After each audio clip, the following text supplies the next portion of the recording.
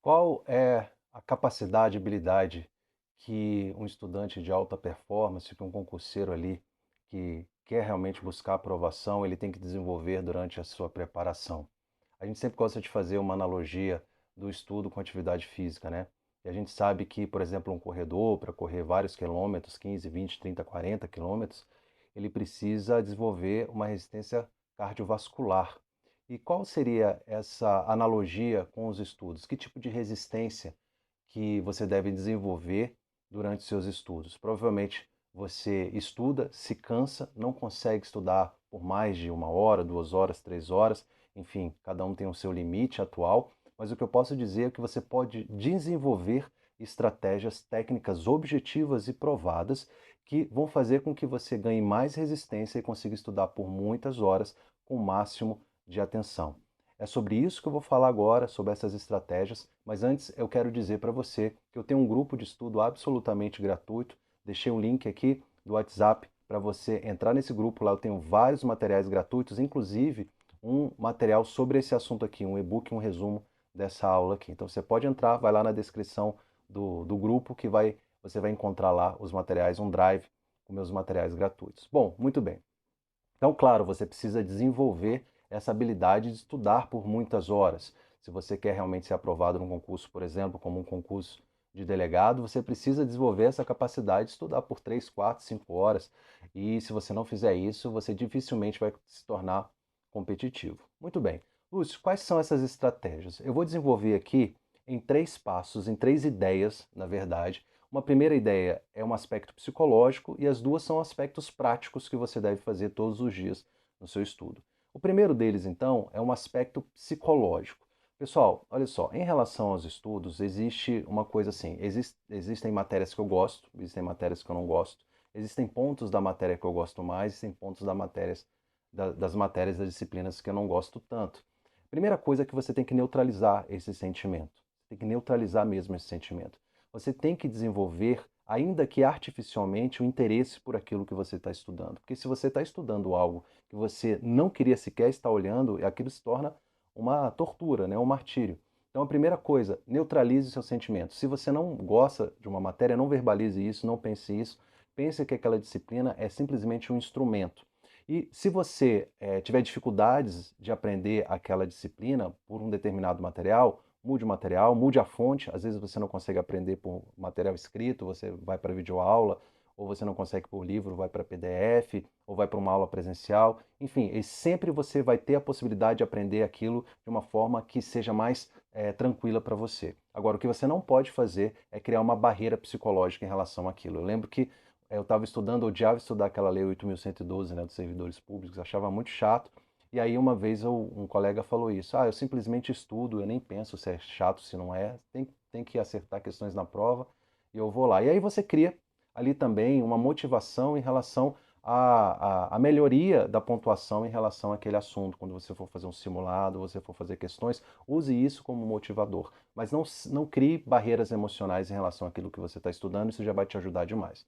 Em relação aos aspectos práticos, eu te diria o seguinte: poucas pessoas prestam atenção nisso, mas quando você desenvolve, e esse é, vamos dizer, a resistência que você tem que desenvolver em relação aos estudos, quando você desenvolve a atenção focada, ou seja, quando você consegue ter o máximo de atenção pelo máximo de tempo, o seu aprendizado ele é absurdo. Ou seja, você se torna realmente uma pessoa capaz de aprender muitas coisas em pouco tempo. Então você tem que entender que a sua atenção ela tem que estar completamente focada, ela não pode estar difusa. Mas isso é muito difícil de se manter em um longo período. Por isso, eu quero que você pense, primeira coisa, quero que você pense nos estágios da concentração e, por consequência, nos estágios da desconcentração.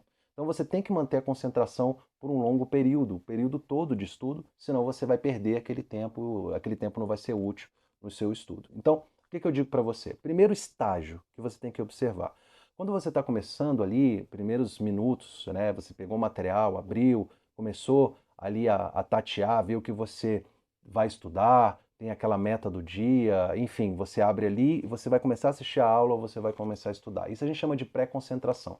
Você está preparando o seu espírito para o estudo. Aí você começa efetivamente a estudar e você entra no período na fase de concentração ascendente, ou seja, a sua concentração está aumentando. Sai de uma desconcentração, você estava desconcentrado, começa a se organizar mentalmente para aquela atividade e você começa a ganhar atenção focada naquele estudo.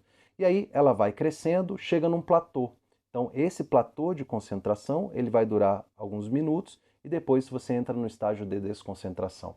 Em geral, segundo a técnica Pomodoro, segundo, enfim, os estudiosos aí, a média disso seria de 25 minutos, do estágio da pré-concentração até o platô para você diminuir. Então a gente pode adotar isso como média de 25 a 30 minutos, mas isso pode variar. Tem pessoas, a depender do que você está estudando, eu falei daquele primeiro aspecto psicológico, de ser uma coisa que você gosta mais ou gosta menos, pode ser que isso aumente ou diminua. Por isso que é importante até aquilo que eu falei, de você tentar neutralizar para que você não tenha essa diminuição artificial aí da sua atenção. Então, primeira coisa é o seguinte, você observar que isso acontece.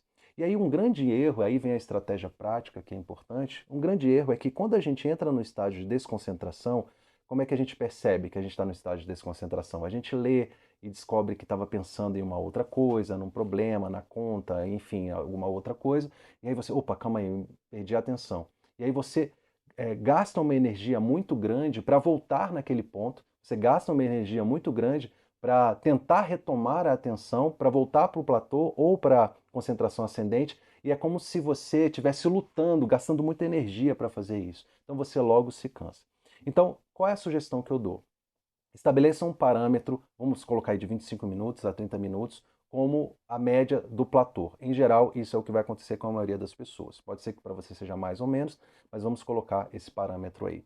Muito bem, observou que atingiu o platô e perdeu a concentração, porque você leu um parágrafo e não entendeu, ou porque você se dispersou, ou porque você quis olhar o celular, ou qualquer coisa assim, você não vai retomar imediatamente a leitura. Você vai parar e fazer uma respiração, uma oração, ou fazer uma pequena ação ali mais interna por alguns segundos, vamos supor aí 30 segundos. Só depois disso você volta àquela leitura. Não faça isso imediatamente, porque se você não vai conseguir retomar espiritualmente o estudo e você vai acabar se cansando. Então é muito importante que você faça isso em todos os momentos, independentemente se você está estudando por 5 minutos, por 10 minutos, por 15 minutos. Se você percebeu que antes do seu tempo de parada, você programou para parar depois de tanto tempo de estudo, mas você perdeu a concentração, não levante da cadeira, porque se você levantar da cadeira, existe a possibilidade de você não voltar. Então, sentado na cadeira, faça uma respiração, se for o caso, faça uma oração, reze aí um Pai Nosso, enfim, seja lá qual for o seu credo, faça ali uma meditação, cantarola uma música que você gosta, né? Faz um exercício de respiração, se você pratica yoga, alguma atividade assim, 30 segundos, no máximo um minuto, você já recuperou a energia e aí você retoma da pré-concentração para a concentração ascendente e para a desconcentração.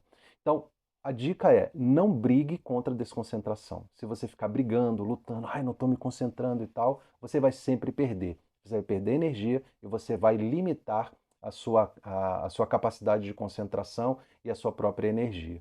Então, quando você vai fazendo isso, automaticamente você vai ganhando mais resistência. É igual o corredor. O cara não consegue correr nem 5 quilômetros, mas com muito treino ele corre uma maratona, corre uma ultramaratona, dependendo do treino dele.